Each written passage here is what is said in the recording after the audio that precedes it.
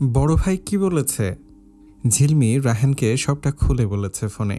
রায়হান সবটা শুনে বলল, শায়না আর তাজদারকে একা ছেড়ে দিতে, ওদের শপিং ওরা করুক, আর কাউকে দরকার নেই।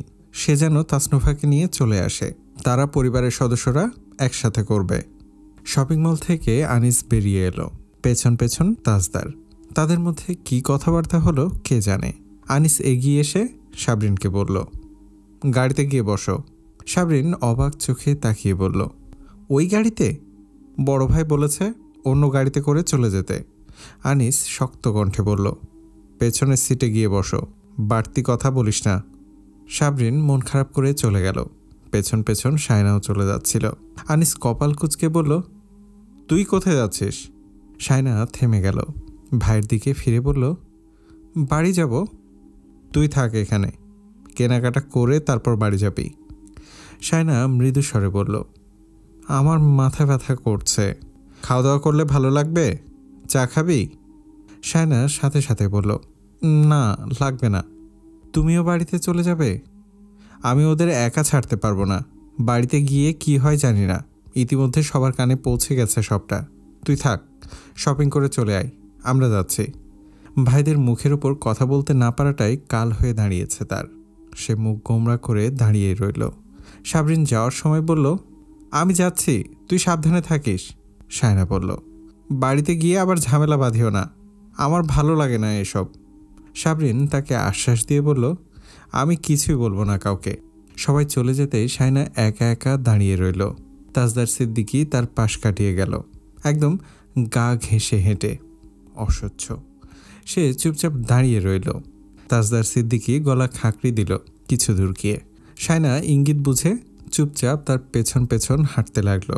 তাজদার একটা ক্যাফেতে ঢুকে চা নাস্তার অর্ডার দিয়ে পকেট থেকে ফোন বের করলো।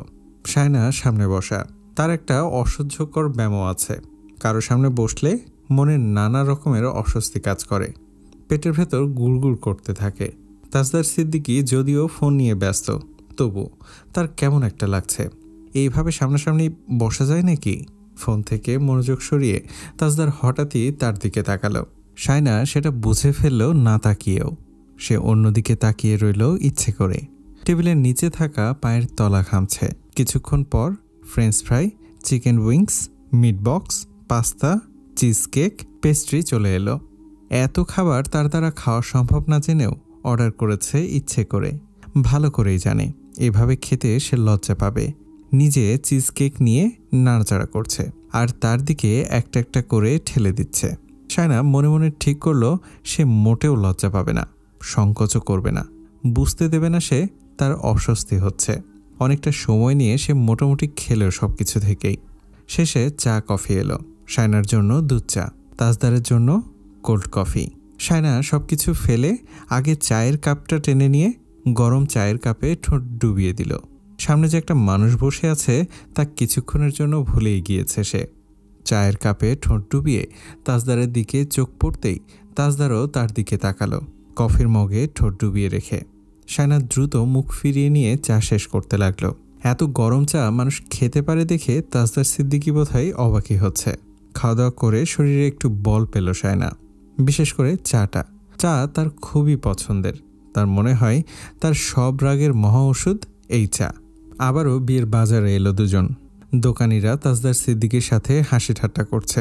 ঝামেলার ব্যাপারে বলল, এইসব রোজ দেখি, বরপক্ষ আর কনেপক্ষের ঝামেলা নতুন কিছু নয়। তাজদার কথা বলতে বলতে বসলো, ধীরে সুস্থে বলল, বিয়ের জন্য শাড়ি আর ওয়ালিমার জন্য লেহেঙ্গা দেখান, পাশের জন পছন্দ করবে। পাশের জন বলাই কেউ কেউ ঘাড় ফিরিয়ে তাকালো। শায়না মনে মনে কত কি বলে গালি দিল। দোকানিরা একে একে রঙিন প্যাকেট খুলে সাজিয়ে দিতে লাগলো। কাতান, বেনারসি, জামদানি শাড়ি আর নানান ডিজাইনের লেহেঙ্গা। শায়না শুরুর দিকে একটা শাড়ি পছন্দ করেছিল। শাড়িটা তার এত পছন্দ হয়েছে যে বিয়ের শাড়ি হিসেবে এটা যেমন আলাদা হবে তেমনি নজর কাড়াও হবে। যদি কিনতে হয় সে এটাই কিনবে। সে শাড়িটা ধরে বসে রইল। দোকানদাররা এটা সেটা দেখাতে লাগলো। শায়না শাড়িটা ছাড়ল না। দোকানদাররা বলল, ভাবি তাহলে শাড়িটা গায়ের এক পাশে জড়ান, তারপর ঘোমটা মাথায় দিয়ে আয়নায় দেখুন কেমন লাগছে, ফাইনাল করুন কোনটা নেবেন। শায়না তাদের কথা মতো মাথায় ঘোমটাটা তুলল, আয়নার দিকে ফিরে নিজেকে দেখতে লাগলো। মন স্থির করল এই শাড়িটাই সে কিনবে। দোকানদার বলল, ভাইয়াকে দেখান, উনি বলুক কেমন লাগছে। ভাবের পছন্দ কিন্তু লাজবাব ভাইয়া। শায়না আলতো করে তাজদারের দিকে ঘুরে দাঁড়ালো। চোখাচোখি হতেই শায়না দ্রুত ঘোমটা নামিয়ে রেখে নিল। তাজদার বলল, তাহলে এটাই ফাইনাল। লেহেঙ্গা চুজ করতেও বেশিক্ষণ সময় লাগেনি। শায়না বিয়ের শাড়ি একটু কড়া রঙের নিয়েছে, তাই চাচ্ছিল লেহেঙ্গাটা হালকা রঙে নেবে। তাজদারও তার দিকে একটা লেহেঙ্গা বাড়িয়ে দিল দেখার জন্য। লেভেন্ডার পিঙ্ক কালারটা যে কারো পছন্দের হবে। লেহেঙ্গার কাপড়টা পুরোটা খোলার পর শায়নার পছন্দ হয়ে গেল। মোলায়ম একটা কালার, চোখের আরাম। দোকানি হেসে বলল, আমাদের দোকানের ভালো জিনিসগুলো তো আপনারা নিয়ে নিচ্ছেন। শায়না বলল, কথাটা সব দোকানিরাই বলে, একটু নতুন কিছু বলুন। দোকানিরা সবাই হেসে ফেলল তার কথা শুনে। সে অন্যদিকে গিয়ে শাড়ি আর লেহেঙ্গার ওড়নাটা মাথায় পরে আরও ভালো করে দেখে নিচ্ছিল। তাজদার সিদ্দিকী তখন সেকেন্ড শাড়ি, থার্ড শাড়ি আর বাকি জিনিসগুলো দেখছিল, আর মাঝে মধ্যে আয়নার দিকে। যদিও শায়না এমনভাবে দাঁড়িয়েছে যে তাজদার সিদ্দিকীর ছায়াও যাতে না যায় তার পেছনে। সে দোকানিদের সাথে ভালো কথাবার্তা বলছে, কিন্তু তাজদারের চোখাচোখি হওয়া মাত্রই আবারও জমে যাচ্ছে। দোকানিরাও সেটা খেয়াল করেছে। বিয়ের শাড়ির সাথে আর কি কি কিনতে হয় সব জানে দোকানিরা। তারা নিজেরাই সবকিছু বলে বলে প্যাকেজিং করছে। তাদের পোশাক কেনায় ইতিমধ্যে শেষ হয়েছে। দোকানিরা তাদের জন্য চা নাস্তার আয়োজন করেছে। শায়না চা ফেরত দেয়নি। তাজদার কিছুই খায়নি। জুতার দোকানেও বেশি সময় লাগেনি শায়নার। ততক্ষণে তারা বেশ ক্লান্ত হয়ে পড়েছে। শায়নার ইচ্ছে করছিল এক দৌড়ে পটিয়া চলে যেতে। জুতার দোকান থেকে বের হয়ে এসে তারা গেল জুয়েলারির দোকানে। তাজদার আগে ভাগে দোকানে ঢুকে পড়েছিল। শায়না এদিকে ওদিকে তাকাতে গিয়ে পথ হারিয়ে ফেলেছে। সামনে তাকাতেই দেখল তাজদার সিদ্দিকী কোথাও নেই। সে সামনে পেছনে ডানে বামে তাকালো। এত ভিড় চারপাশে, মনে হচ্ছে আজ সবাই বিয়ের বাজার করতে এসেছে। শায়না কপালে হাত দিয়ে ঘাম মুছল। এখন সে কি করবে? এইভাবে আগে আগে হাঁটলে তাকে রাখার কি দরকার ছিল? সামনে একটা ভিড়, মহিলাদের গায়ে গায়ে ধাক্কা লাগছে। শায়না ভিড়ের মধ্যে ঢুকে গেল। যদি আজ সে ওই লোকটাকে খুঁজে না পায় তাহলে সে একা একা চলে যাবে। তাকে খুঁজে মরুক। মেজাজ খারাপ হচ্ছে তার। ভিড়ের মধ্যে হাঁটতে হাঁটতে একটা মহিলার সাথে প্রবল ধাক্কাও লাগলো হঠাৎ। কিছুক্ষণের জন্য মনে হচ্ছিল হাড়গোড় কিছু একটা ভেঙে গেছে। সে মহিলাটির দিকে খ্যাপাটে দৃষ্টিতে তাকাবে, তখনই একটা ঠান্ডা হাত তার আঙ্গুলে আঙ্গুল মিশিয়ে নিল। শায়না যেন জমে গেল পাথরের মূর্তির মতো। কয়েকটা অপরিচিত আঙ্গুল তার আঙ্গুলের ফাঁকে নড়াচড়া করছে বলে কান দিয়ে গরম বাষ্প বের হচ্ছে। সে শক্ত হয়ে দাঁড়িয়ে রইল। হাতটা ছড়িয়ে নিতে গেলে আঙ্গুলগুলো আরও জাপটে ধরল তার আঙ্গুলকে। এদিকে দুই পরিবারের গুরুজনরা বসে বিষয়টা মিটমাট করে নিচ্ছিল তাজদার ফেরার আগেই। তৌসিফ একপাক্ষিকভাবে সব দোষ তাসনুভার উপর চাপিয়ে দিয়েছে। যদিও কথাগুলো কেউ তুলতে চায়নি আসার পর, কিন্তু তারা ফেরত এসেছে দেখে সবাই রেগে গিয়েছে। বিশেষ করে আশরাফ আর তাজউদ্দিন সিদ্দিকী। মেয়ে মানুষ মানেই ঝামেলা।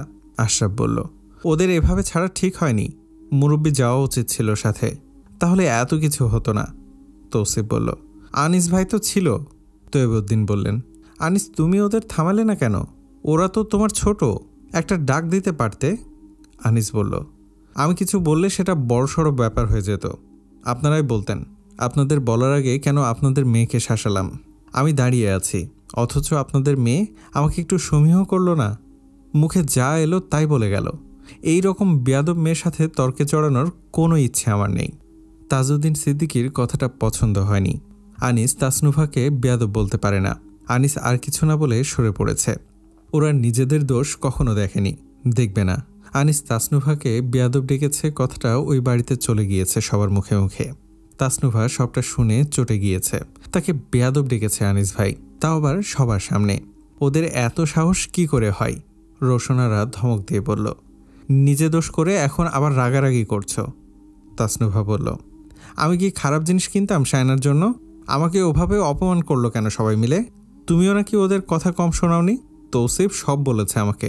শোনাবো না? সাবরিন আমাকে যথেষ্ট কথা শুনিয়েছে। আমি নাকি নিজের ইচ্ছে মতো শাড়ি লেহেঙ্গা চুজ করেছি, ওদের নাকি পাত্তাই দিচ্ছি না। আমার ভাইয়ের বউকে আমি খারাপ জিনিস কিনে দিতাম? ভাই আমাকে এমনি যেতে বলেছে ওদের সাথে। ঝামেলা বাড়িও না নোভা। আনিস তোমারও ভাইয়ের মতো, তুমি ওকে সমীহ করনি। সেও তাই তোমাকে বেয়াদব ডেকেছে। কেন ডাকবে? আমাকে কোন সাহসে বেয়াদব ডাকবে? শায়না বাইরের মেয়ে হলে তুমি তার ভাইয়ের সামনে তার বোনকে কথা শোনাতে পারতে? পড়াশোনা জানা মেয়ে তুমি, মেজাজ সামলে রাখতে শেখো। আনিস ভাই আমাকে বেয়াদব ডাকতে পারেন না। সে কিছুতেই মানতে পারছে না ওই বাড়ির মানুষ তাকে বেয়াদব ডেকেছে। এদিকে সাবরিন সবাইকে বলছে তাজনুভা তাকে কিভাবে কথা শুনিয়েছে, এখনও বউ তুলে নেয়নি। তার মধ্যেই এত কথা। শাহিদা বেগম চুপ করে আছেন। আনিস ঘরে এসে শাহিদা বেগমকে বলল, আকত ভেঙে দাও, ওই বাড়িতে মেয়ে দেওয়ার দরকার নেই। আমরা কোথা থেকে উঠে এসেছি সেটা ওরা জেনেই সম্পর্ক করতে চেয়েছে। এখন এত কথার মানে কি? আমাদের মেয়েকে ফেলনা নাকি? ওরা মুখে যা আসে তাই বলছে আমাদের। ওরা আমাদের খাইয়ে পরিয়ে বড় করেনি। ওদের সব কথা মানতে বাধ্য নই আমরা। শাহিদা বেগম কখনোই ছেলেদের সামনে শব্দ করেনি শায়নার অমত সম্পর্কে। তাদের কানে তুলেননি শায়না এই বিয়েতে রাজি নয়। শুধু বলেছেন সে এখন বিয়ে করতে চায় না, তাজদারকে বিয়ে করতে চায় না, এটা বলেননি। আশরাফ, আনিস, শাওন সবাই জানে শায়না রাজি আছে মোটামুটি। কিন্তু আনিস আজ স্পষ্ট বুঝে গেল শায়না বিয়েতে রাজি ছিল না। তাই সে মাকে বলল আকত ভেঙে দিতে। ওরা তাদের বোনকে চাকর বানিয়ে রাখবে। মুখের ওপর জবাব দিলে সহ্য করবে না কেউ। ওদের সেই স্বভাব এখনও যায়নি। আফসার সাহেব চিন্তিত হয়ে বসেছিলেন। আনিসের কথা শুনে বললেন, বললেই হলো? এইভাবে আকত ভাঙা যায় নাকি? যায়। বড় ফুফু বলল, আচ্ছা তোরা শান্ত হ, তাজদার কি বলে দেখ। জামাই ভালো হলেই ভালো। শায়না কিছু বুঝে ওঠার আগেই তাজদার তাকে ভিড়ের মধ্যে থেকে টেনে নিয়ে গেল জুয়েলারির দোকানে। শায়না শুধু পুরুষালী হাতের মধ্যে জিম্মি হওয়া তার হাত দুটোর দিকে চেয়ে রইল অনেকক্ষণ। তাজদার সিদ্দিকীর ঘৃণা হচ্ছে না তার হাত ধরতে। দোকানে প্রবেশ করার পর কৌশলে নিজের হাতটা ছাড়িয়ে নিল শায়না। জুয়েলারি কেনার সময় তাজদার সিদ্দিকী শুধু চুপচাপ দাঁড়িয়েছিল। শায়না মিনিমাল কিন্তু প্রিমিয়াম ডিজাইনগুলো চুজ করছে। দামটাও চড়া। বাপ ভাইয়ের টাকায় কিনতে হলে সে এত দামি জুয়েলারি কখনোই কিনত না। কিন্তু আজ সে দাম কত হবে সেটা নিয়ে ভাবেনি। এখন যদি সে দামের কথা চিন্তা করে সবচেয়ে সুন্দর জুয়েলারিটা না নেয়, তাহলে পরে দেখা যাবে রটে যাবে বইয়ের পছন্দ ভালো না। তাসনুভা সবার আগে বলবে তারা ক্লাসি নয় বলে এই ফালতু সব জুয়েলারি চুজ করেছে। মানুষ সবসময় নিজের জন্য ভালো জিনিসটাই কিনতে চায়, কিন্তু টাকার কথা চিন্তা করে কিনতে পারে না। তেমন শায়না সবচেয়ে সুন্দর জিনিসটা চেনে।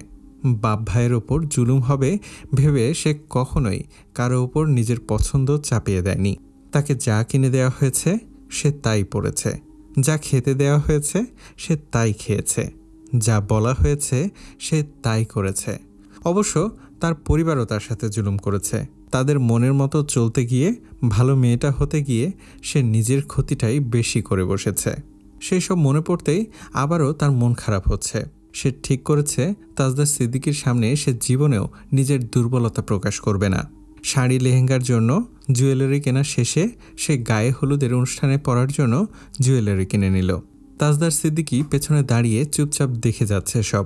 শায়না মাঝে মধ্যে নিজেকে সামলে নিচ্ছিল, কারণ তার মনে হচ্ছে সে বেশি কথা বলে ফেলছে। জুয়েলারি কেনা শেষ হতেই তাজদার বিল মিটিয়ে পকেটে ফোন ভরে নিতে নিতে শায়নার দিকে তাকালো। শায়না শপিং ব্যাগগুলো হাতে নিয়ে দাঁড়িয়ে আছে। শাড়ির ব্যাগগুলো ওই দোকানেই রাখা, আবার সেখানে যেতে হবে। তাজদার কিছু ব্যাগ নিতে চাইলে শায়না ব্যাগগুলো নিয়ে ঘুরে দাঁড়ালো। কিছু না বলে চুপচাপ বেরিয়ে গেল তাজদার। মেকআপ কেনার কথা শায়না ভুলেই গিয়েছিল, কিন্তু তাজদার তাকে মনে করিয়ে দিল। সে কসমেটিক্স শপের সামনে গিয়ে দাঁড়িয়ে পড়ল সোজা। ইনিয়ে বিনিয়ে শায়নাকে বোঝালো এটা কসমেটিক্স শপ। শায়না তাড়াহুড়ো করছিল বাড়ি ফেরার জন্য।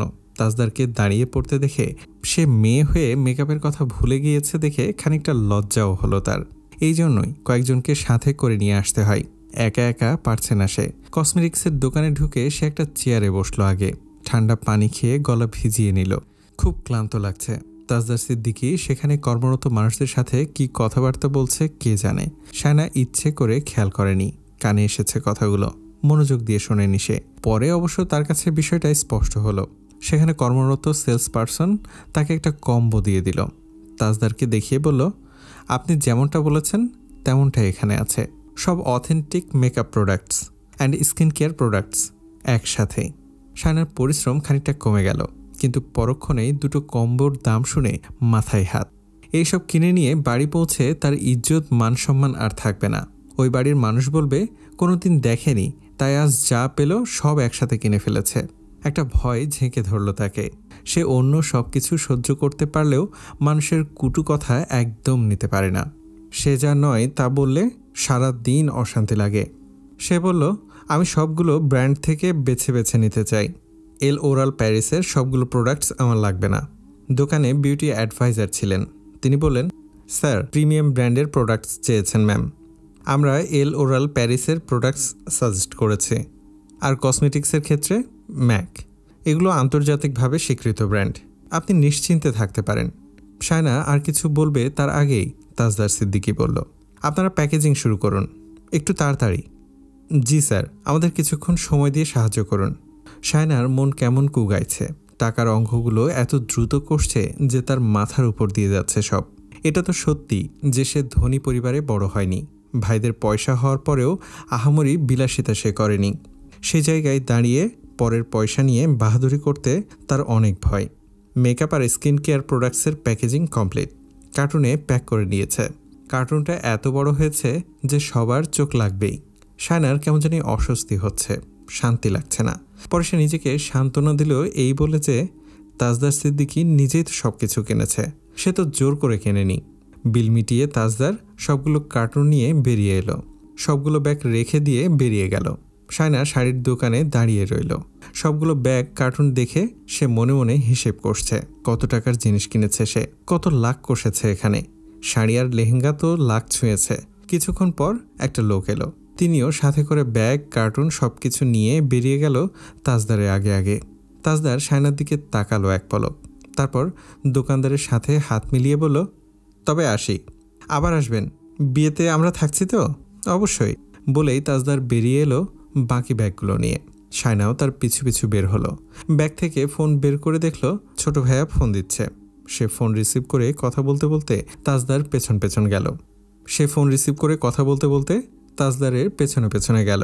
শাওন তাকে সবটা খুলে বলল, বাড়িতে অনেকটা ঝামেলা হয়ে গেছে। আনিস তাসনুভাকে বেয়াদব বলায় শায়নার শ্বশুর খেপে গিয়েছে আনিসের ওপর। আনিস বলেছে আকত ভেঙে দিতে।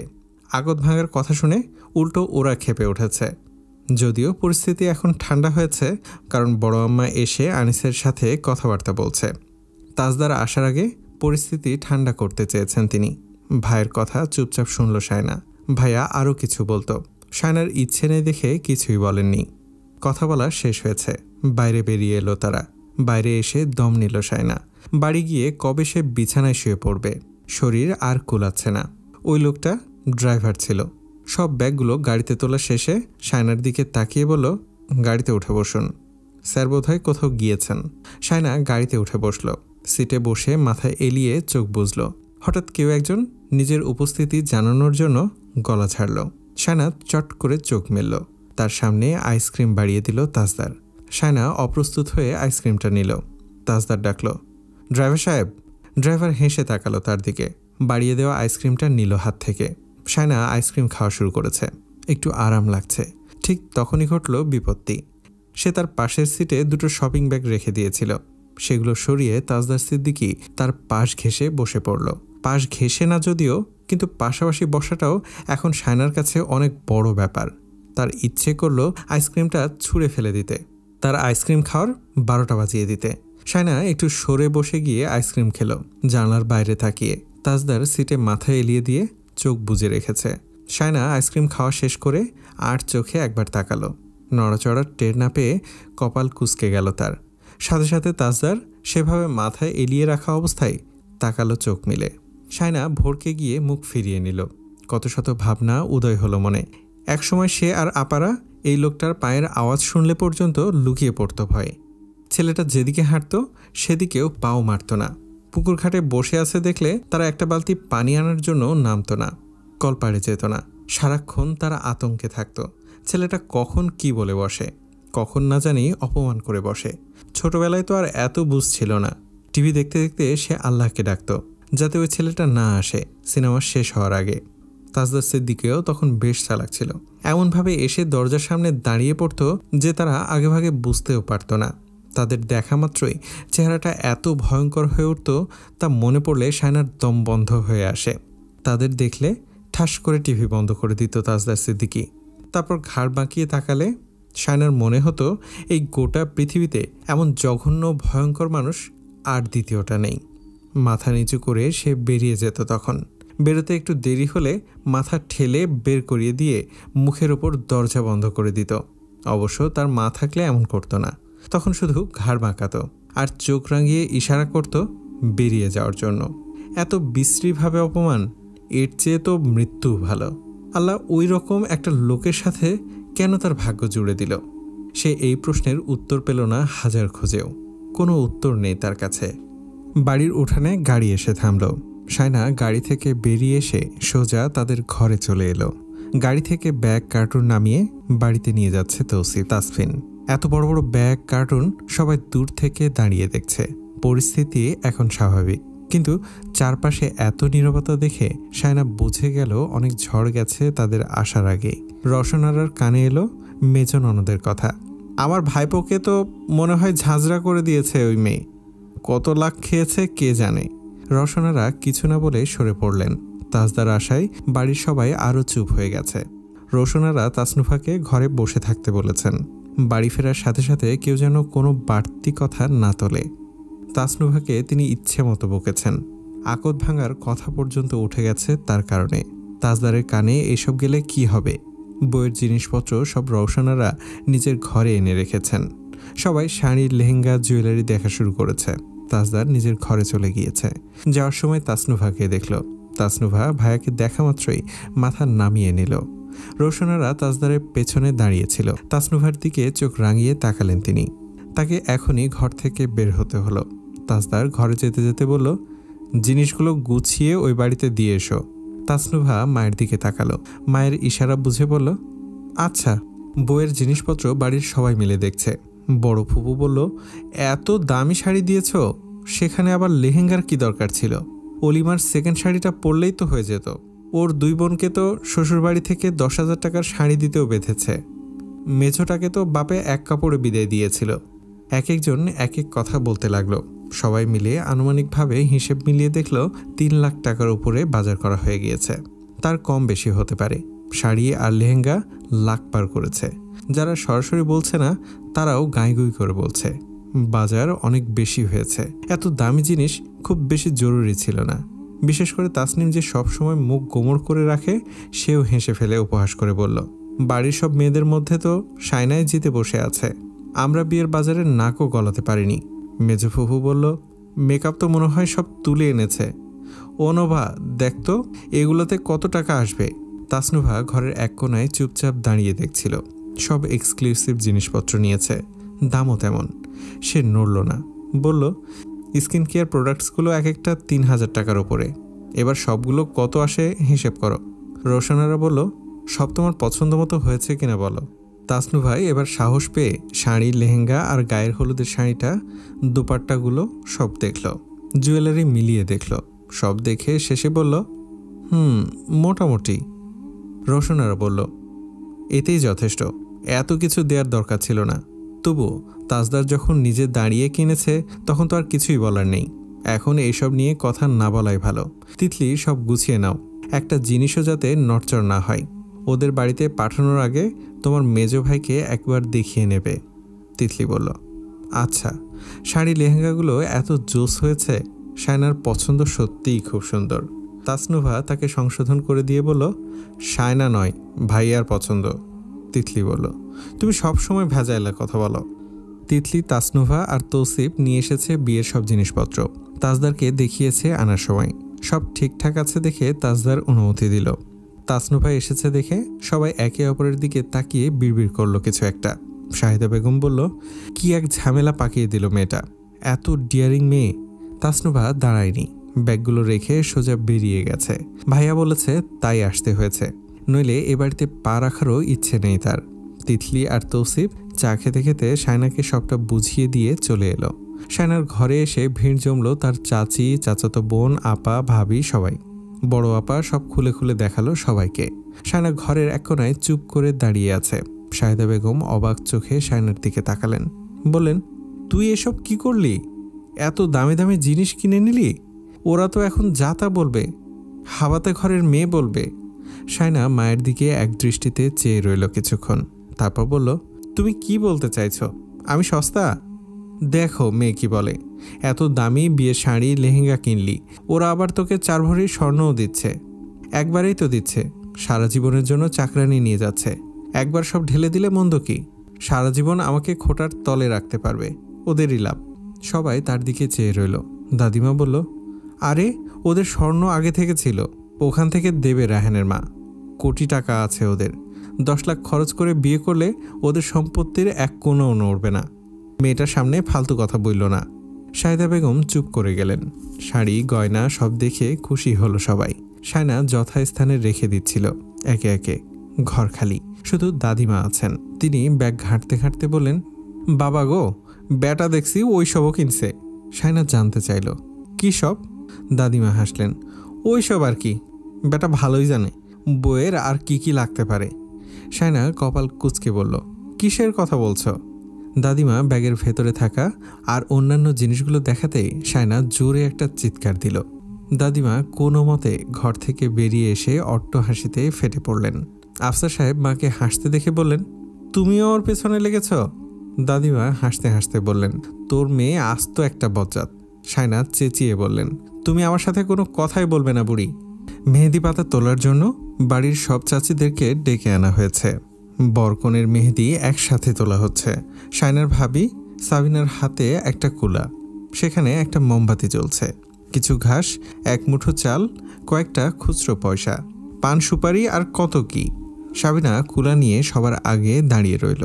তৌসিফ আর শাওন ক্যামেরা নিয়ে হাজির। শাহিদা বেগম আর রৌশনাকে ঘিরে সবাই হাসি ঠাট্টা করছে। শায়না জানালা দিয়ে সব দেখছে। বড় আপার বিয়ের সময়ও এইভাবে মেহেদি পাতা তোলা হয়েছিল। খুব আনন্দ করেছিল সে। মেহেদি গাছটা শায়নাদের বাড়ির সামনেই। বারান্দায় দাঁড়ালেই দেখা যায় সবাই একসাথে মেহেদি পাতা তুলতে যাচ্ছে। বাচ্চা কাচ্চারা সাথে সাথে হাঁটছে। শায়না বারান্দায় এসে দাঁড়ালো।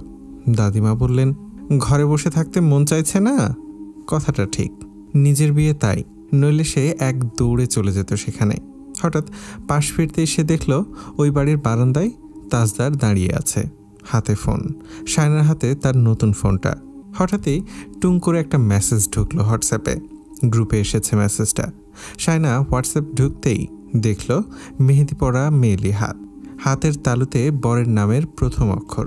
শায়না মেসেজটা দেখে কপাল কুঞ্চিত করে তাজদারের দিকে তাকালো। তাজদার ফোনে চোখ ডুবিয়ে রেখে হেঁটে হেঁটে বারান্দা ছাড়ল। শায়না বিড়বিড় করে বলল, জীবনেও লিখব না। উল্টাপাল্টা গান বাজনা শুরু হলো। তারপর থেকেই একটা গানও রুচিসম্মত না। শায়না চুপ করে বসে রইল। কয়েকটা ছবি তোলা শেষ হলে তাকে আর পাই কে। কাল থেকে তার উপর জুলুম শুরু হবে। মেকআপ করো, ছবি তোলো। তার ভালো লাগছে না এসব। এত ক্লাসিক লোকজন এইসব গান শোনে কিভাবে? এখন তাদের ক্লাস নষ্ট হয় না? তবে কিছুক্ষণ পর একটা গান শায়নার মন মতো হলো। আইল রে নয়া দামান, আসমানেরও তেরা, বিছানা বিছাইয়া দিলাম শাইল ধানের নেড়া। তিতলি তাসনুভা বিরক্ত। তৌসিফ আর শাওন তাদের আরও খেপাচ্ছে। তাসনুভার চেঁচামেচিতে তৌসিফ গান পাল্টে দিল। এবার গান বেজে উঠল, বাগিচায় বুলবুলি তুই, ফুল শুকাতে দিস নে আজই দোল। আনিস আর আশরাফ গরু ছাগল কিনে ফিরে এসেছে। আনিস চা খেয়ে ছাদে এলো। তাজদারের সাথে কথা বলতে বলতে দুজনেই ছাদের এক কোনায় গিয়ে দাঁড়ালো। শায়না সেদিকে তাকিয়ে আছে। দাদিমা ঠিক কথা বলছিল। তাজদার সিদ্দিকী যাদের গায়ে হাত তুলতে চেয়েছিল তুলেছে। তারা সবাই সব ভুলে তাজদার সিদ্দিকীর সাথে কথা বলছে, মিশছে। রাগ ক্ষোভ তারা রাখেনি। তাদের মনেই নেই আগে কি হয়েছিল। শুধু সে ঘৃণাই করেছে। সে মেনে নিতে পারছে না।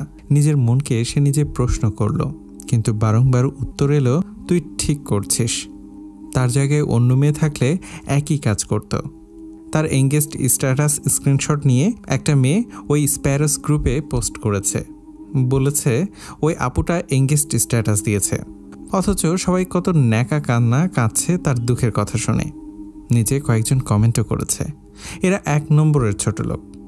ছেলের পয়সা আছে দেখলে এরা 7 খুন মাফ করে দেয়। নিচে নিচে গলায় ঝুলিয়ে পড়ে। এদের মতো মেয়ের কারণে ছেলেরা অপমান করে পার পেয়ে যায়। এসব মেয়েদের জন্য মেয়েরা সস্তা হয়ে যায় ছেলেদের কাছে। আরেকজন বলেছে, জুটি মন্দ হয়নি, ছোট লোকের কপালে আরেকটা ছোট লোক জুটেছে। শায়না জানে কথাটা ভুল বলেনি তারা।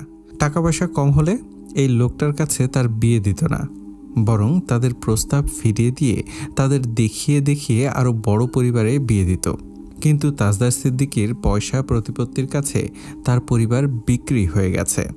তার পরিবারের সচ্ছলতা ফিরে এসেছে, অভাব দূর হয়েছে, কিন্তু ওই বাড়ির মানুষের ওপর কথা বলার সাহস তারা জোগাড় করতে পারেনি এখনও। অথচ তাজদার সিদ্দিকীকে ফিরিয়ে দিতে পারলে সেটাই হয়তো হতো সবচেয়ে বড় জবাব। তার হাতে যদি সবটা থাকতো তাহলে সে এই মোক্ষম জবাবটা দিতই দিত। পরে কি হবে তার চিন্তা করতো না। সে এখন ভালো মানুষ হয়ে গেছে বলেও শায়না তাকে ক্ষমা করবে না। তার পরিবারকে তো নয়ই। সবার চোখে তাজদার সিদ্দিকী নায়ক হতে পারে, কিন্তু ওই লোকটার দিকে তাকালেই তার সব অপমান অপদস্থ হওয়ার কথা মনে পড়ে যায়। তখন চোখের সামনে সে একজন ভয়ঙ্কর ঘৃণিত লোককে দেখতে পায়। ভাত খেতে বসে সে একবার অপমানের চোটে কেঁদেই ফেলেছিল। অজু করতে বসে তার চোখের পানি টপ টপ করে পড়েছিল অজুর পানির ওপর। সে কি করে ভুলবে ওই দিনগুলো? তাজদার সিদ্দিকী এত সহজ মানুষ নয়। পারিবারিক দাঙ্গায় সে মুরব্বীদের কথা বলতেও দিত না। মোটা গদা নিয়ে দৌড়ে আসতো, আঙ্গুল তুলে শাসাতো বড়দেরও। মোট কথা তাদের মুখের ওপর কেউ কথা বলতেই পারবে না। তারা যা বলবে সেটাই হবে। তাদের মর্জি মতো চললে সব ভালো, আর তাদের বিরুদ্ধে দাঁড়িয়ে দুটো কথা বললে সে খারাপ। তার বাপ চাচা পর্যন্ত তাকে আটকে রাখতে পারে না, এত বেয়াদব ছিল। অথচ তখন বয়স কত, ছোট থেকেই বেয়াদব ছিল সে। তাদের পরিবারের কাউকে সে মানুষই মনে করতো না। সবাই ভুলে গেলেও সে ভুলতে পারবে না। সবাই তো বিয়ে দিয়ে বোঝা হালকা করছে, তার জায়গায় থাকলে বিয়েটা তারা করতো না। মানুষ অন্যের জায়গায় দাঁড়িয়ে নিজেকে ভাবে না। আজ তার পরিবার যদি তার জায়গায় নিজেদের বসিয়ে ভাবত তাহলে এই বিয়ে হতো না। কেউ একবার বোঝার চেষ্টাও করেনি তার জীবনটা কার নিয়ন্ত্রণে চলে যাচ্ছে। ওই লোকটার দিকে সে তাকাতেই পারছে না ঘৃণায়। প্রতি পদে পদে তার সব মনে পড়ছে, কারণ ওই জঘন্য মুখভঙ্গি ব্যবহারগুলো তার মুখস্থ। কি করে ভুলবে সে? কি করে এক ঘরে সংসার করবে? এই গোটা পৃথিবীতে তাকে বোঝার মতো একটা মানুষও হলো না। টাকা পয়সা ধন সম্পদ আর প্রতিপত্তির কাছে তার সমস্ত চাওয়া পাওয়াগুলো বিক্রি হয়ে গেছে। এমনকি সে কি স্ট্যাটাস দিবে সেটা পর্যন্ত ঠিক করেছে তাজদার সিদ্দিকী। তার আইডি দখল করেছে। সে মেহেদি কিভাবে পরবে সেটা পর্যন্ত ঠিক করে দিচ্ছে। এত এত হাসি খুশি মুখের আড়ালে তার দুঃখগুলো স্রেফ চাপা পড়ে আছে। হাসি ঠাট্টার আনন্দ উল্লাসের ভিড়ে নিজের চাপা কষ্ট দিয়ে সুখী হওয়ার ভান ধরা মানেই তো আরেকটা মৃত্যু। তাসনুভা এসে তাজদারের পেছনে দাঁড়ালো। তাজদার তখন আনিসার সাথে কথা বলছিল। তাসনুভার ডাকে ঘাড় ফিরিয়ে তাকালো। তাসনুভা আনিসকে দেখে আর এদিকে আগিয়ে আসছে না। আনিসও তাকায়নি। তাজদার ফিরতেই তাসনুভা বলল, ছবি? যাচ্ছি। কিছুক্ষণ পর তাজদার এলো। শায়না বসে থেকে ধীরে ধীরে উঠে দাঁড়ালো। তৌসিফ তাজদারের দিকে হলুদের বাটিটা বাড়িয়ে দিয়ে বলল, অল্প করে নাও, তারপর বধূর মুখে লাগিয়ে দাও। তাজদার বাটি থেকে অল্প করে নিল। তারপর শায়নার ডান গালে লাগাতে যাবে, তখনই শায়না পেছনে গিয়ে বলল, আমার গাল জ্বলছে, মুখ ধুতে হবে। তাজদার তারপরও থামেনি। তাকে যে দায়িত্ব দেওয়া হয়েছিল সে তা পালন করল। এগিয়ে এসে শায়নার গালে হলুদ লাগিয়ে দিয়ে টিস্যু দিয়ে আঙ্গুল মুছে নিতে নিতে তৌসিফকে বলল, শেষ, এবার যেতে পারবো? তোমার গালে হলুদ লাগিয়ে দেবে শায়না, তারপর চলে যেতে পারবে। শায়না গাল থেকে হলুদটা মুছে ফেলছে। তাসমিন আর তাসনুভা একে অপরের দিকে তাকালো। তিতলি এসে তার দিকে হলুদের বাটিটা বাড়িয়ে দিল। হাসি মুখে বলল, শায়না, ভাইয়ার গালে। শায়নার হাত কাঁপছে, সে পারবে না। সে শক্ত হয়ে দাঁড়িয়ে রইল। তৌসিফ আর শাওন বলতে বলতে ক্লান্ত হয়ে পড়ল, কিন্তু শায়না বাটি থেকে হলুদটা নিলই না। তাজদার সিদ্দিকী হঠাৎ তার হাতটা খপ করে ধরল। হাতটা তুলে নিজের গায়ে ছোঁয়ালো। শায়না নিজের গাল থেকে হলুদ সরিয়ে নিয়েছিল হাত দিয়ে। হলুদগুলো কসলাচ্ছিল।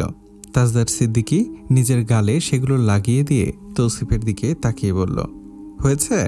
তৌসিফ বলল, ফাটিয়ে দিয়েছো ভাইয়া, এটা সত্যি ইউনিক।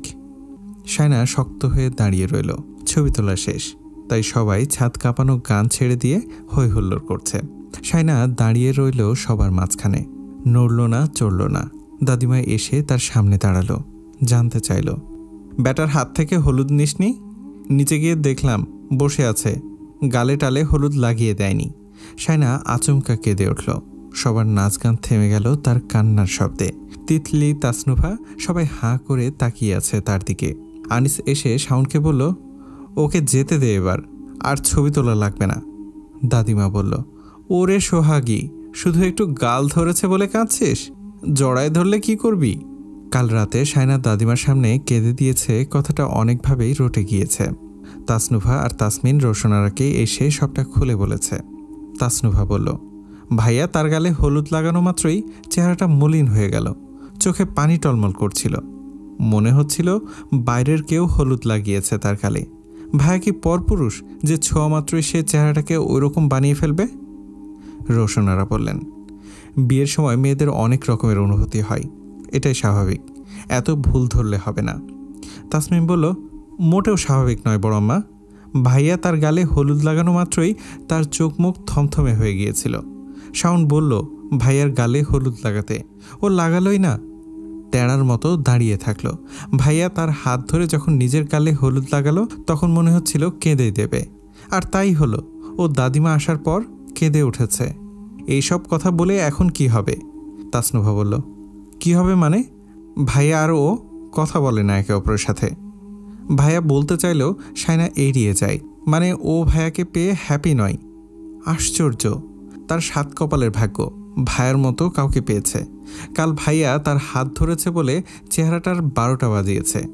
ভাইয়া সেটা টের পেয়ে নিচে চলে গিয়েছিল। ভাইয়া এতে অপমানিত হয়নি। শায়না ইনডাইরেক্টলি ভাইয়াকে অপমান করেছে। ভাইয়ার হাতে লাগানো হলুদগুলো গাল থেকে মুছে ফেলেছে ঘষে ঘষে। মেয়ে কি কম পড়েছিল? ওই বাড়ির মানুষকে এত দামে তোলার কি দরকার ছিল? রোশনারা ধমকে বললেন, আসতে বলো নোভা, তোমার বাবা চাচারাও শুনতে পাবে। আর খবরদার এইসব কথা নিয়ে টানা হেঁচড়া করবে না। ওকে আমি এখানে শিখিয়ে পড়িয়ে নিব। ও যথেষ্ট ভালো মেয়ে। তোমার ভাইকে পছন্দ না করার যথেষ্ট কারণ আছে। সব মেয়ে টাকা পয়সা দেখে খুশি হয় না। ওই বাড়ির মেয়েরা ছোটবেলায় তাজদারকে ভয় পেত। মেয়েরা কেন, ওই বাড়ির ছেলেরাও ভয় থাকত। তোমার ভাইয়া যে মাঠে খেলতো ওই মাঠে ওরা পাও পর্যন্ত রাখত না। যে দোকানে বসে চা খেত ওই দোকানে ওরা ঢুকতে পারত না। যে ঘাটে ও গোসল করত ওই ঘাটে ওরা গোসল করতে পারত না। তোমার ভাইয়া মসজিদের যে কাতারে দাঁড়াতো ওই কাতারে ওরা দাঁড়াতে পারত না। অপছন্দ করার যথেষ্ট কারণ ছিল। অপছন্দ হওয়াটাই স্বাভাবিক। তোমার ভাইয়া সেসব মানতে না পারলে আমার কিছুই করার নেই। বলো আকত ভেঙে দিতে, অন্য কাউকে বিয়ে করতে, সহজ কথা। আমাকে কিছু বলবে না, সোজা তোমার ভাইয়াকে গিয়ে বলো। বলেই তিনি চলে গেলেন। তাসনুভা তাসনিমের দিকে তাকিয়ে বলল, তুমি দেখো ওই মেয়েটা ভাইয়াকে একটুও শান্তি দেবে না। এই বাড়ি থেকে প্রস্তাব যাওয়ার পর থেকে ওদের পা মাটিতে পড়ছে না। আমি বলেছি মেহেদি আর্টিস্ট ঠিক করেছি, কিন্তু ও বলে দিয়েছে সে মেহেদি পরবে তার আপাদের হাতে, কারণ তার আপারা ভালো মেহেদি পরাতে জানে। গোটা বাড়ি সাজানো শেষ, রাস্তা অবধি লাইটিং করা হয়েছে। বাড়ির সামনে পুকুরে কৃত্রিম ঝর্ণা বসানো হয়েছে। চারিদিকে সাজ সাজ রব। সন্ধ্যা নামতে নামতেই বাড়ি জুড়ে হইচই কোলাহল। বাচ্চাদের আনন্দের শেষ নেই। মেহেদি অনুষ্ঠানে কেকের পাশাপাশি রাখার জন্য ভেজিটেবল আর ফুড কার্ভিং বানাচ্ছে সবাই। লাউ কেটে ছোট্ট নৌকা, আপেল কেটে খুদে পাখি, মালটা গোল ফরমে কেটে ফুল, মিষ্টি কুমড়া কেটে ঝুড়ি, তার মধ্যে আঙ্গুর, আরও কত কি। সবগুলো বানাচ্ছে তাজদারের মামাতো খালাতো ভাই বোনেরা। যেহেতু একটাই স্টেজ তাই দুই বাড়ির কাজিনরা যোগ দিয়েছে। কাজগুলো হচ্ছে তিতলির ঘরে। শায়নাদের বাড়ির পাশে বাগানের মধ্যে ইটের চুলা বসানো হয়েছে। সেখানে 3টি বিরিয়ানির ডেকচি পাকানো হচ্ছে বাবুর্চি দ্বারা। শায়নার বাবা 2টো গরু কিনেছে। একটা গরুর মাংসের অর্ধেক দিয়ে বিরিয়ানি পাকানো হচ্ছে মেহেদির অনুষ্ঠানের জন্য। তিনি মাংস দিয়েছেন। চাল, মশলা আর বাবুর্চির খরচ তাজউদ্দিন সিদ্দিকী দিয়েছেন। 7:30টার দিকে ডেকচিতে বিরিয়ানি পাকানো শেষ। 8টা বাজতেই খাওয়া দাওয়া শুরু হলো। সাথে নলার ঝোল আর ডিম দেওয়া হয়েছে। যদিও বিরিয়ানিতে অনেক মাংস দেওয়া হয়েছে। শায়নার ফুপুদের মতে এত মাংস দেয়া ঠিক হয়নি, কিছু মাংস ফ্রিজে রাখা উচিত ছিল। যদিও 10 কেজির মতো রাখা হয়েছে। 2টো গরু জবাই করে ফ্রিজে শুধু 10 কেজি মাংস, এটা পরিমাণে শুধুই কম, এটা পরিমাণে খুবই কম। শায়নার বান্ধবীরাও এসেছে। শায়না তাদের পেয়ে খুব খুশি। শায়নাকে জিজ্ঞেস করলো, ভাইয়ার সাথে দেখা করা। শায়না বলল, আশেপাশে আছে, দেখতে পাবি, খাবি চল। সবাইকে খেতে বসিয়ে দিল সে। সেই টেবিলে তার খালাম্মা আর ফুপুরাও বসলো। সবাই সাজগুজ করতে যাবে খেয়ে দিয়ে। বান্ধবীরা শায়নাকেও তাদের সাথে বসিয়ে দিল। বলল, আমাদের সাথে খেয়ে নে, সাজগোজ করার পর আর খেতে ইচ্ছে করবে না। বিরিয়ানির 2টো ডেকচি মজা হয়েছে, 3 নম্বর ডেকচিটা ঝাল হয়েছে। গ্রামের অধিকাংশ মানুষ বিশ্বাস করে মেহেদি অনুষ্ঠানের বিরিয়ানি ঝাল হলে বিবাহিত দম্পতি সুখী হয় না। কথাটা শায়নার ফুপুরা বলাবলি করছিল। শায়না অবশ্যই এইসব বিশ্বাস করে না, কিন্তু আজ ইচ্ছে করে বিশ্বাস করল। সে অসুখী হবেই, সুখী হওয়ার কোনো ইচ্ছেই তার নেই। তাজদার তাদের আত্মীয় স্বজনকে তদারকি করছিল, তার মামা মামির সাথে কথাবার্তা বলছিল। ঠিক তখনই তার খালাম্মা ডাকল, আব্বু শোনো। তাজদার এগিয়ে এলো। খালাম্মা বলল, ওই টেবিলে তোমার খালা শাশুড়ি ফুপু শাশুড়িরা বসেছে না, যাও ওদের কিছু তুলে টুলে দাও। শায়নার ফুপুরা তাজদারের সাথে কথাবার্তা বলল, হাসি ঠাট্টাও করল। তাকে দেখে বলল, জামাই সব তো খুব ব্যস্ত। তাজদার এগিয়ে এসে বলল, আপনারা ঘরের মেহমান হয়ে এত তাড়াতাড়ি খেয়ে নিচ্ছেন কেন? চলে যাবেন নাকি? না না, সাজগোজ করতে চলে যাব তাই। আচ্ছা, চামচ দিন, আমি কিছু তুলে দেই। ফুপু শায়নার বান্ধবীদের দেখিয়ে বলল, ওরা তোমার বউয়ের বান্ধবী। বান্ধবীরা একটু অপ্রস্তুত হয়ে সালাম দিল, যদিও খেতে বসে সালাম দিতে নেই। তাজদার সালামের জবাব দিয়ে বলল, তাহলে মেহমানদারি আমাকেই করতে হবে? শায়না একদম ঘোমটা টেনে বসে খেয়ে যাচ্ছে। সকাল থেকে পেট ভরার মতো কিছু খায়নি বলে তার খিদেও লেগেছে বেশ। সে মিষ্টি নাস্তা পুরোপুরি এড়িয়ে চলেছে। তাজদার কপাল কুঁচকে তাকালো তার দিকে, তার হাত থেমে গেল। সবাই তাকে ওভাবে তাকাতে দেখে হালকা হেসেই উঠল। শায়না ঘোমটা আরেকটু নামিয়ে খেতে লাগলো। সাঞ্জুকে তাড়া দিল, হাঁ করে না তাকিয়ে তাড়াতাড়ি খা। তাজদার কপাল কুঁচকে কিছুক্ষণ চেয়ে রইল। ফুপু বলল, বউয়ের খিদে পেয়েছে তাই খেয়ে নিচ্ছে আমাদের সাথে। তাজদার চোখ সরিয়ে নিল, হাত বাড়িয়ে ডাকল, এই তৌসিফ। তৌসিফের হাতে একটা বড় গামলা, সেটাতে করে সে তাসমিনের শ্বশুরবাড়ির লোকজনদের জন্য বিরিয়ানি নিয়ে যাচ্ছিল। তাজদারের ডাকে থেমে গেল। জি। তাজদার বলল, তিতলি তাসনুভা সহ বাড়িতে যারা আছে তাদেরকে পাঠিয়ে দে, এখানে টেবিল খালি আছে, এলাকার লোকজন এলে তখন খেতে পারবে না। তৌসিফ বলল, ওকে ভাইয়া, পাঠাচ্ছি। তাজদার সবার পাতে বিরিয়ানি তুলে দিল। শায়নার পেছনে যাওয়া মাত্রই শায়না বাসনটা নিয়ে উঠে চলে গেল ঘরে। ছোট ফুফু হেসে বলল, ওর খাওয়া শেষ তাই। এরপর শায়নার মেহেদি অনুষ্ঠানের শাড়ির রং হালকা সবুজ, শাড়ির পাড়, ব্লাউজ আর ঘোমটা গোলাপি রঙের। ছেলেরা সবাই পরেছে সাদা পাঞ্জাবি আর কালো মাফলার। স্টেজটা সাজানো হয়েছে বেশ বড় করে। তিতলি আর তাসনুভাকে দেখা যাচ্ছে শাড়ি পরে ঘোরাঘুরি করছে। সবাই একই রঙের শাড়ি পরেছে, শুধু শায়নার শাড়িটা ভিন্ন। কিছুক্ষণ পর শায়নাকে বের করে আনা হলো। মাথার উপর ওড়না টেনে ধরেছে সবাই। অনেক বড় একটা কেক নিয়ে তার পিছু পিছু হাজির হলো তাসনুভা। শায়না বসার আগে স্টেজে বসে দাঁড়িয়ে পা তুলে নানান কায়দায় বসে ছবি তুলল অনেকেই। শায়না স্টেজে উঠে এলো। ক্যামেরাম্যানের কথা মতো কপালের কাছে হাত রেখে সবাইকে সালাম দিয়ে ধীরে ধীরে স্টেজে বসে পড়ল। শাওন এসে বলল, মুখে হাসি আন, হাসি নেই বলে কথা হচ্ছে, শুনতে পাচ্ছিস না? সব কিছু শিখিয়ে দিতে হবে নাকি? শায়না অনিচ্ছা সত্ত্বেও মুখে হাসি হাসি ভাব রাখার চেষ্টা করল। তার আজকের সাজ অন্য দিনের চাইতে অনেক সুন্দর হয়েছে। সবাই বেশ প্রশংসাই করছে। তাসনুভা বলে বেড়াচ্ছে সব তার ঠিক করা মেকআপ আর্টিস্টের কামাল। কেক কাটা আরম্ভ করলো মেয়েরা, সবাই শাড়ি পরা, ফুলের গয়না পরা। শাওন বলল, বাপরে বাপ, এত মেয়ে কোথা থেকে এলো? সবাই তার কথা শুনে হাসছে। শায়না কেক কেটে ননদদের মুখে দিল। তাসনুভা আর তিতলি কেক খেয়ে তাকেও খাইয়ে দিল। মেয়েরা স্টেজ দখল করে রেখেছে। ক্লাব থেকে কিছুক্ষণের জন্য এসেছে আনিস আর আশরাফ। তাদেরকে বলে পাঞ্জাবি পরালো শারমিলা আর সাবরিন, কারণ শায়নাকে রাখি পরাতে হবে। আনিস পাঞ্জাবি পরে এসে স্টেজে থাকা মেয়েদের উদ্দেশ্যে বলল, তোমরা এখন একটু নামো, ভাইরা উঠবে, ক্লাবে যেতে হবে। স্টেজে তিতলি আর তাসনুভা বসা ছিল। দুই ভাইয়ের বউ নিয়ে তারা ছবি তোলা শেষ করে কাজিনদের নিয়ে ছবি তুলছিল। আনিস এসে কথাটা বলায় সে বিরক্ত হলো, হনহনিয়ে নেমে গেল স্টেজ থেকে। আনিস ব্যস্ত পায়ে হেঁটে স্টেজে উঠে বসল। শাওনকে বলল, বড় ভাইকে ডাক দে। আশরাফও এলো তার পরপর। 3 ভাই একসাথে স্টেজে উঠল। ভাইয়েরা হাতে রাখি পরানোর সময় শায়নার বুকটা ভার হয়ে এসেছিল। 3 ভাই কেক কাটল। শায়না তাদের কেক খাওয়ালো, নিজেও খেলো ভাইদের হাতে। বোনের ছেলেমেয়েদের ডেকে এনে কেক খাওয়ালো। ভাবি সাবিনাও এলো শাড়ি পরে সেজেগুজে।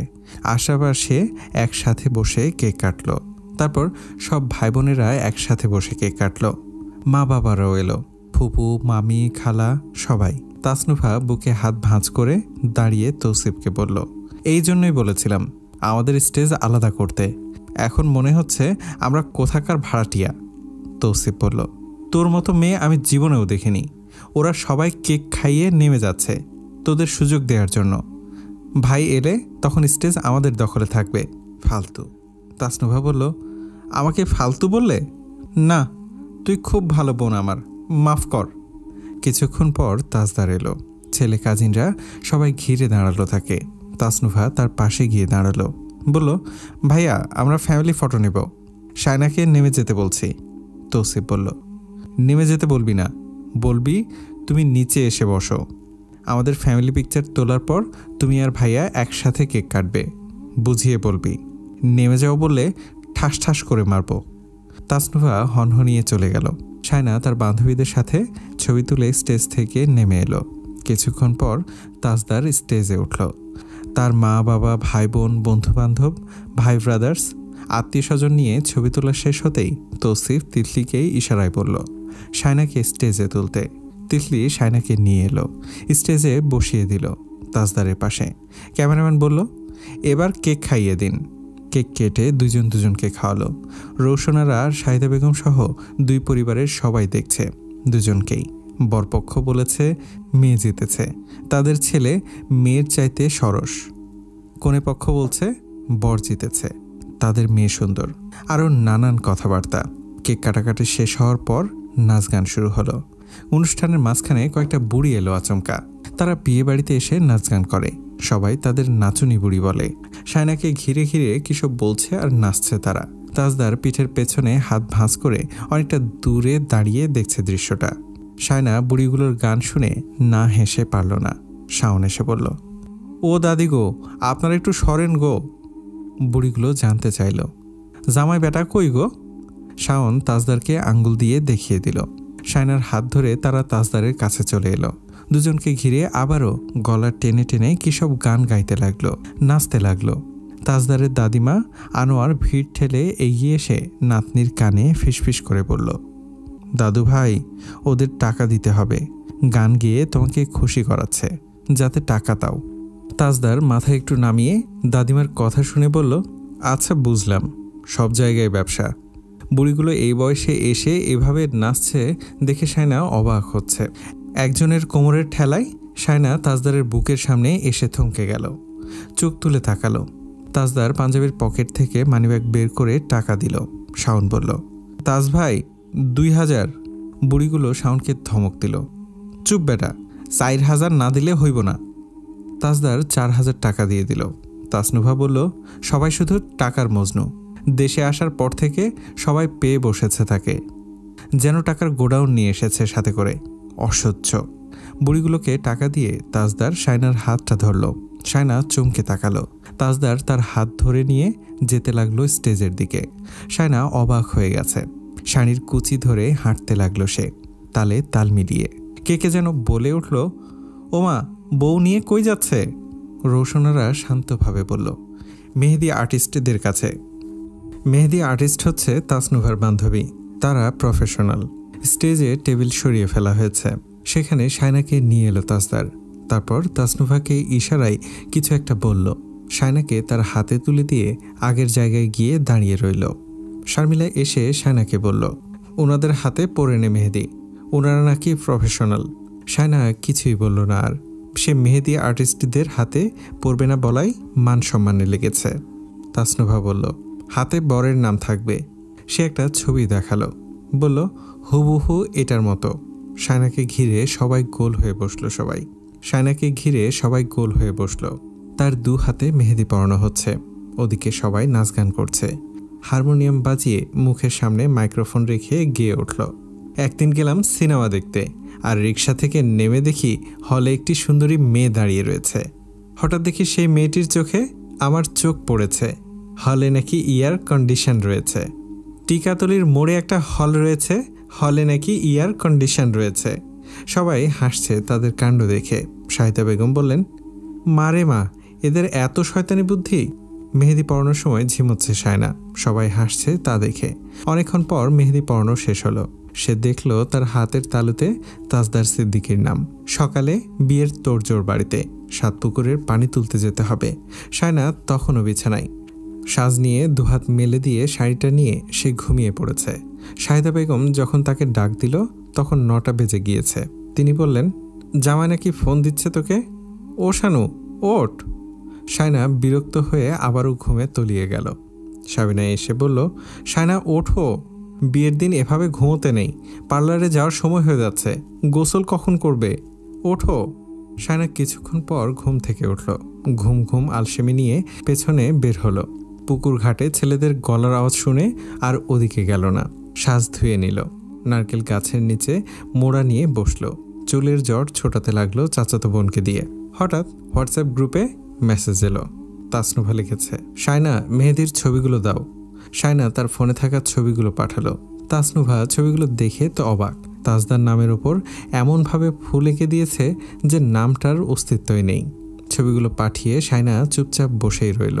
ছবিগুলো সবাই সিন করেছে, হয়তো তাজদার সিদ্দিকীও। তাসনুভা বলল, আজব, নামটা কোথায় সায়না? সায়না চুপ। তাসনুভা আরও একটু টাইপিং করছিল। তৌসিফ একটা হাতের ইমোজি দিয়ে থামার নির্দেশ দিল। লিখে পাঠালো, যদি কাগজে লেখো নাম, কাগজ ছিঁড়ে যাবে। পাথরে লেখো নাম, পাথর ক্ষয়ে যাবে। হাতে লেখো নাম, মেহেদি মুছে যাবে। হৃদয়ে লেখো নাম, সেই নাম রয়ে যাবে। তিতলি বলল, কবি যখন বলেছেন তখন সত্যিই হবে। এবার ভাবি যা ভালো মনে করে। সবাই তার মেসেজটাকে হাহা রিয়াক্ট দিল। দাদিমা এসে বলল, জ্বর ছাড়ছে? সায়না বলল, 7 পুকুরের পানি আসুক, তারপর গোসল নিবি। এখন মুখ ধুইয়া কিছু খাইয়া নেই, শাড়িটা পাল্টা। সায়না ব্রাশ করতে করতে সিঁড়ি বেয়ে নামছিল। পা জোড়া থেমে গেল। হালকা নীল রঙের চেক লুঙ্গি পরে গোসল করছে তাজদার সিদ্দিকী, গায়ে সাবানের ফেনা। দাদিমা বললেন, নাচ জামাই, 7 পুকুরের পানি দিয়া গোসল করবা না? পাল্টা প্রশ্ন ছুটে এলো, আজ না করে কাল করলে সমস্যা হবে? দাদিমা কি বুঝলো কে জানে। আচমকা খিক করে হাসতে লাগলেন। সায়না তেলে বাগুনে জ্বলে ওঠে। বলল, পিয়াতো পুরি। 7 পুকুরের পানি তুলতে এসেছে বাড়ির সব মেয়েরা মিলে। সায়নার কাজিন আর তিতলিদের কাজিন সবাই সাজগোজ করছে, শাড়ি পরছে। তিতলির হাতে রঙিন মাটির কলস আর গ্লাস। তাদের বাড়িতে মোট 3টি পুকুর। আরও 4টি পুকুরের সন্ধান আছে তাদের।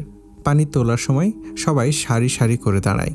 একজন গ্লাসে পানি নিয়ে তার পেছনের জনকে দেয়, সে আবার তার পেছনের জনকে দেয়। এভাবে একে একে শেষে যে দাঁড়িয়ে থাকে কলস নিয়ে হাতে, তার অবধি গ্লাসটা পৌঁছায়। বাড়ির পুকুর থেকে পানি তোলা শেষ। তাসনুভা সবার পেছনে দাঁড়ানো। ধীরে ধীরে হাঁটছে সে। তাদের বাড়ির সামনের রাস্তাটা সুন্দর, চওড়া পিচঢালা রাস্তা। 2 পাশে সবুজ গাছগাছালি। তারপর কিছু দূর গিয়ে একটা ব্রিজ। ব্রিজের সামনে দাঁড়িয়ে তাসনুভা অনেক ছবি তুলল। তৌসিফ তার উপর তিক্ত বিরক্ত। ছবি তোলার জন্য জ্বালিয়ে মারে তাকে। তাসনুভা তাকে বিরক্ত হতে দেখে বলল, তোমাকে আমি ফটোগ্রাফার বানিয়েছি, বুঝলে? তোমার বউ তোমাকে মাথায় তুলে রাখবে এভাবে ছবি তুলে দিলে। আরেকটা নাও। তৌসিফ বলল, পারবো না, চল। তাসনুভা যে দেখিয়ে বলল, তাহলে বাড়ি চলে যাচ্ছি। তৌসিফ ক্যামেরা তাক করে কয়েকটা ছবি তুলে নিল। তারপর ঝাড়ি মেরে বলল, চল। তাদের পাশের বাড়িতে 2টো পুকুর পাওয়া গিয়েছে। সামনের পুকুরের পাড়ে একটা নারকেল গাছ আছে। গাছটা বাঁকা হয়ে পুকুরের উপর পড়ে আছে। গাছটার উপর বসে পা নামালেই পানি ছোঁয়া যায়। তাসনুভা গাছটার গায়ে উঠে বসল। তৌসিফকে বলল ছবি তুলতে। ওইদিকে ঘাটে নেমে মেয়েরা পানি তুলছে। তৌসিফ ক্যামেরায় ক্লিক করবে ঠিক ওই মুহূর্তেই হঠাৎই ধপাস করে শব্দ হলো। সবাই চমকে তাকালো। ঘাটে পিছলা খেয়ে তিতলি পড়ে গেছে পুকুরে। তাসনুভা ঘাড় ফিরিয়ে তাকাচ্ছিল শব্দ শুনে। সেও নারকেল গাছ থেকে ধপাস করে পড়ে গেল পুকুরের পানিতে। সবাই হো হো করে হেসে উঠল। শাওন আঙ্গুল দিয়ে দেখিয়ে বলল, আরেকটার কাণ্ড দেখ। সবার চোখ ঘুরে গেল তাসনুভার দিকে। পানিতে ডাবুস ডুবুস করছে তাসনুভা। এদিকে তিতলির রাগে কান্না পাচ্ছে। সে পুকুরের নিচ থেকে কাদা তুলে নিয়ে শাওন আর তৌসিফের দিকে ছুঁড়ে মারল। যারা ঘাটে দাঁড়িয়েছিল সবাই একে অপরকে ধাক্কা মেরে পানিতে ফেলে দিয়েছে। তাসনুভা পানিতে দাঁড়িয়ে আছে। তৌসিফ হাসতে হাসতে বলল, উঠে আয়, নিজেরাই তো পড়ে গেলি, আমরা কি করলাম? তাসনুভা হনহনিয়ে পুকুর থেকে উঠল। পানিতে নেমে সবাই দাপাদাপি করছে। ছোট ছোট মেয়েরা বাকি পুকুর থেকে পানি তুলতে চলে গেল। তিতলি আর তাসনুভা বাড়ি ফিরে এলো। আশরাফ, রায়হান, আনিস সবাই মোটামুটি সামনের পুকুরে ঘাটের সামনে দাঁড়িয়ে কথাবার্তা বলছিল। আশরাফ আর আনিস এক নাগারে রায়হানকে কিছু একটা বলেই যাচ্ছে। তিতলি আর তাসনুভাকে এই অবস্থায় দেখে কপাল কুঁচকে তাকালো তারা। রায়হান গম্ভীর মুখে বলল, গিয়েছিলে কোথায়? তাসনুভা আর তিতলি মাথা নামিয়ে দ্রুত চলে যেতে লাগলো। উত্তরটা তৌসিফ দিল, পানি তুলতে। ওদের যেতে হলো কেন? বাড়িতে মেয়ে আর নেই? তৌসিফ চুপ করে রইল। তাসনুভা আর তিতলি জিভে কামড় দিয়ে দৌড়ে চলে এলো। বাড়ি ফিরে দেখল তাজউদ্দিন সিদ্দিকী রোশনার ওপর চড়াও হয়েছেন। কারণ ক্লাবে স্টেজ ভেঙে আবার নতুন করে স্টেজ করতে দিয়েছে তাজদার। স্টেজ তার পছন্দ হয়নি। আশরাফ আর আনিস তার কাজে অসন্তুষ্ট হয়েছে, কারণ স্টেজ করার দায়িত্ব পড়েছিল শায়নার দুলাভাইদের ওপর। তাজদারের নতুন স্টেজ করতে দেয়া দেখে তারা অপমানিত হয়েছে। রোশনারা বললেন, আমার কিছু বলার নেই, এখানে তার বিয়ে, তার সিদ্ধান্ত। তাজউদ্দিন সিদ্দিকী বললেন, কে কি মনে করেছে সেটা অন্তত বোঝার দরকার ছিল তার। অন্তত বিয়ের অনুষ্ঠানটা সুস্থভাবে হতে দেওয়া উচিত ছিল। স্টেজটা যে ভেঙে ফেলেছে তার ভাবা উচিত ছিল না স্টেজের দায়িত্বে কে ছিল? এখন ওরা বলছে ওদের জামাইদের অপমান করেছে। রোশনারা বললেন, এত কিছু ভাবলে স্টেজ ভাঙতো না। ভাবেনি কেন? তাজউদ্দিনের মা আনোয়ারা বেগম বললেন, তাজদারকে বলো তাদের সাথে কথা বলতে। তাজউদ্দিন সিদ্দিকী বলে উঠলেন, আমি কিচ্ছু বলবো না, ওকে যা ইচ্ছে করুক। শারমিলা রান্নাঘরে প্যান শুরু করে দিয়েছে শাহিদা বেগমের ওপর। তোমাদের নতুন জামাই তো দেখছি আমাদেরগুলোকে দামও দেবে না। স্টেজটা খারাপ তো হয়নি, এভাবে অপমান করার কি দরকার ছিল? বউ তুলে নেয়নি, এখন থেকে শুরু করে দিয়েছে। সাবরিন বলল, এতই যখন বাছাবাছি নিজেরা সাজাতে দেয়নি কেন শুরুতে? মানে আমাদের সব কিছুতে তাদের ভুল ধরতে হবে। শায়নাকে গোসল দেওয়া হয়েছে। চাচিরা সবাই মিলে তার নাকে নাকফুল পরিয়ে দিয়েছে। রোশনারা নাকফুল আর হাতের পালা আগে ভাগে পাঠিয়ে দিয়েছেন। রান্নাঘরে দরজার পাশে এসে দাঁড়ালো সে। মা বোনের কথাবার্তা শুনল চুপচাপ। সাবিনা তাকে দেখে সবাইকে সতর্ক করল, মেয়েটা যখন পার্লারে চলে যাবে আপনারা আর ওর সামনে কিছুই বলিয়েন না। শাহিদা বেগম তখনই শায়নাকে দেখল, নিজেকে সামলে নিল দ্রুত। এমন ভাব করলো যেন সব কিছু ঠিক আছে, কোথাও কোনো সমস্যা নেই। শায়নার দিকে এগিয়ে এসে বললেন, কিছু খাবি না? শায়না চুপ করে আপাদের দিকে তাকিয়ে আছে। শারমিলা আর সাবরিন চুপ হয়ে গেছে। পেছন থেকে হঠাৎ শাওন বলল, মনি রেডি হ, গাড়ি এসেছে, বিদায়ের ক্ষণ। শায়নার বুকের ভেতর কেমন জানি করছে। দাদিমা এসে তার মাথায় গালে হাত বুলিয়ে দিতে লাগলো। বলল, আর যাই হোক জামাইয়ের সাথে সম্পর্ক ভালো রাখবি সবার সামনে। যদি ওরা দেখে জামাই বউয়ের সম্পর্ক ভালো নেই তাহলে সবাই তোকে পেয়ে বসবে। পরের বাড়িতে কত কিছু হবে, সহজে মুখ খুলিস না। শায়না বলল, মুখ কি নিজের বাড়িতে খুলতে পেরেছি কখনো? সবাই চুপ। শারমিলা এসে বলল, যাওয়ার সময় এইসব কথা থাক। এই সাঞ্জু, সবাইকে ডেকে আন, বল শানু চলে যাচ্ছে পার্লারে। শায়নার চাচাতো বোন সাঞ্জু সবাইকে ডাকতে চলে গেল। আফসার সাহেব মাত্রই ক্লাব থেকে এসেছেন। সাবরিন ওনাকে ডেকে নিয়ে এলো। শায়নার গায়ে সালোয়ার কামিজ। গাড়ির সামনে এসে দাঁড়িয়েছে সে। একবার নিজের বাড়িটার দিকে তাকালো সে। বুক ভার হয়ে এলো। পরক্ষণে মনে হলো এখানে কেউ তার আপন ছিল না। দাদিমা কাঁদছেন, মা বোনেরা কাঁদছে, বাবা চুপচাপ দাঁড়িয়ে আছেন মুখ ভার করে। কিন্তু আল্লাহ আজ শায়নাকে অসম্ভব ধৈর্য দিয়েছেন। সে সবাইকে থামিয়ে দিল এক কথায়, আমি খারাপ থাকলেও কোনোদিন তোমাদের কাছে দুঃখের কথা বলতে আসবো না। বোঝা হালকা করেছে, এবার শান্তিতে ঘুমাও সবাই। দাদিমা বললেন, এমন করে বলতে নাই বোন। শায়না ফুপিয়ে উঠল, খবরদার বোন ডাকবে না। ফুপানিটা গিলে ফেলে গাড়িতে উঠে বসল সে। তাসনুভা, তিতলি, তাসমিন, ঝিলমিল সবাই এসে গাড়িতে বসল। গাড়ি ছেড়ে দিল। কন্যা বিদায় হলো। সবাইকে কাঁদতে দেখে রোশনারা বললেন, মেয়েকে প্রতিদিন দেখতে পাবো, এত কাঁদার কি আছে? যাও কাজটা সেরে নাও, ক্লাবে যেতে হবে। চট্টগ্রাম কনভেনশন সেন্টারে বিয়ের আয়োজন করা হয়েছে। কনে পক্ষ আর বরপক্ষের লোকজনের খাওয়া দাওয়া চলছে। যেহেতু দিনটা শুক্রবার সেহেতু জুমার পর মানুষের ঢল একটু বেশিই নেমেছে। পার্লার থেকে কনে এসেছে 2:30 নাগাদ। গাড়ি থামা মাত্রই আনিস আর শাওন এগিয়ে এলো গাড়ির দিকে। সবাই শুটবুট পরেছে। শায়নার শাড়ির রং মেরুন রঙের, গোল্ডেন রঙের ঘোমটা, সাজ পোশাক সবকিছুতেই একটা রাজকীয় ভাব আছে। তাসনুভা পাকিস্তানি ব্রাইডাল সাজে সাজ দিয়েছে। শায়নাকে নিজের মন মতো সাজাতে পেরে সে খুব খুশি। সে সবাইকে জিজ্ঞেস করেছে বউয়ের সাজ কেমন হয়েছে। সবাই প্রশংসায় করেছে। সে আর তিতলিও সুন্দরভাবে সেজেছে।